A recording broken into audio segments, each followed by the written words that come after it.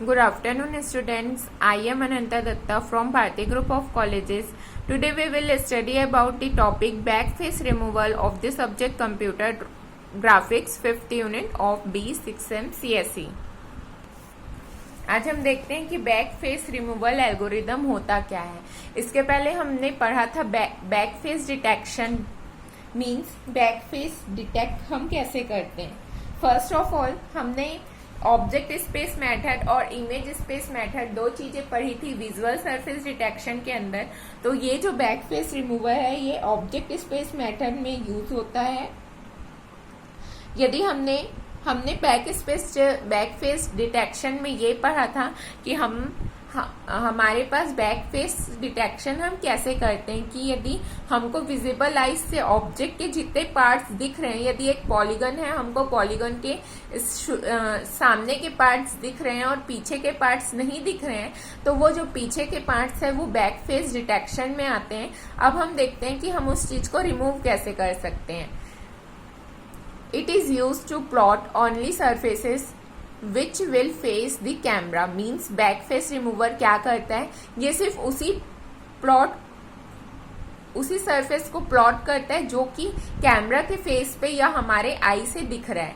The object on the back side are not visible means हमारे आई से सिर्फ front view दिखेगा, बैक व्यू तो नहीं दिखेगा। तो वो ये जो क्या करेगा, बैक व्यू को रिमूव कर देता है। This method will remove 50% of polygon from the scene if it is parallel projection is used. Means parallel projection use करके हम पीछे का जो 50% पॉलीगन है हम उस चीज को रिमूव कर देते हैं।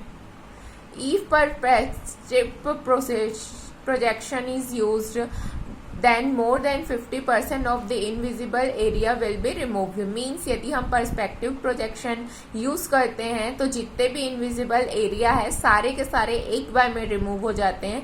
The object is nearer to the center of projection. Number of polygon face from the back will be removed. Means यदि हमारे पास सेंटर ऑफ प्रोजेक्शन से हम जो ऑब्जेक्ट हमारे पास में है वो चीजें या वो नंबर ऑफ पॉलीगन्स बस हमारे पास में हमको शो होगी विजिबल, और जितने भी पीछे के ऑब्जेक्ट्स हैं हम उस चीज को रिमूव कर देंगे।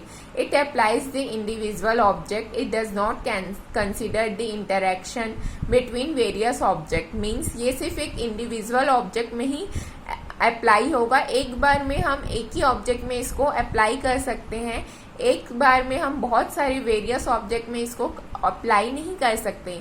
Many polygon are obscured by front faces although they are closer to the viewer. Means बहुत सारे ऐसे हैं कि सिर्फ फ्रंट फेस से दिखते हैं व्यूअर को, और उसके बैक फेस को रिमूव करना जरूरी है, जिसके के लिए back face removal algorithm use होता है।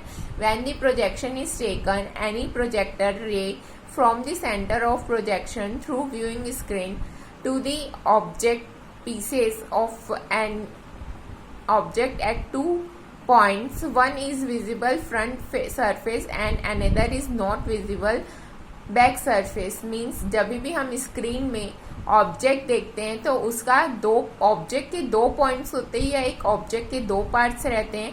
उनमें से एक पार्ट हमको विजिबल रहता है जिसको कि हम फ्रंट सरफेस बोलते हैं, और एक पार्ट जो हमको विजिबल नहीं रहता हम उसको बैक सरफेस बोलते हैं। This algorithm act as a preparing step for other algorithm. Means ये एक प्री प्रोसेसिंग स्टेप है। ये जो एल्गोरिदम है ये एक प्री प्रोसेसिंग एल्गोरिदम टाइप का एक्ट करता है। The back face algorithm can be represented geometrically. Each polygon has several vertex. All vertex are numbered in clockwise. Means हमारे पास यदि जितने भी polygons है, यदि एक polygon है तो उनके कुछ vertex रहेंगे और जितने के भी नंबर है हम उसे clockwise पे लेके चलेंगे। Normal M1 is generated a cross product of any two successive edged M1 represent as vector perpendicular। अब हम इसका एडवांटेज देखेंगे। ये एक स्ट्रेट स्ट्रेट फॉरवर्ड मेथड है, मीन्स ये एक सीधा साधा मेथड है जिसमें, और बहुत सिंपल मेथड है जिसमें कि हम एक एल्गोरिदम अप्लाई करके या कोई प्रोजेक्शन अप्लाई करके जो चीज़ें हमको नहीं दिखती है उस चीज़ को हम रिड्यूस कर देते हैं।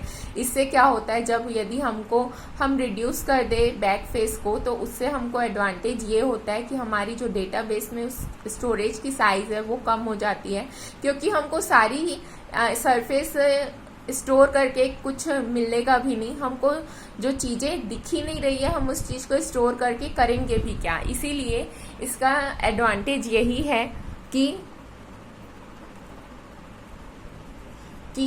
जो चीज़ें हमको दिख रही है हम उसी चीज़ों को स्टोर करें, और जो चीज़ें नहीं दिख रही है हम उस चीज़ को सिंपली डेटाबेस से डिलीट कर दे, सेव ही ना करें। Thank you.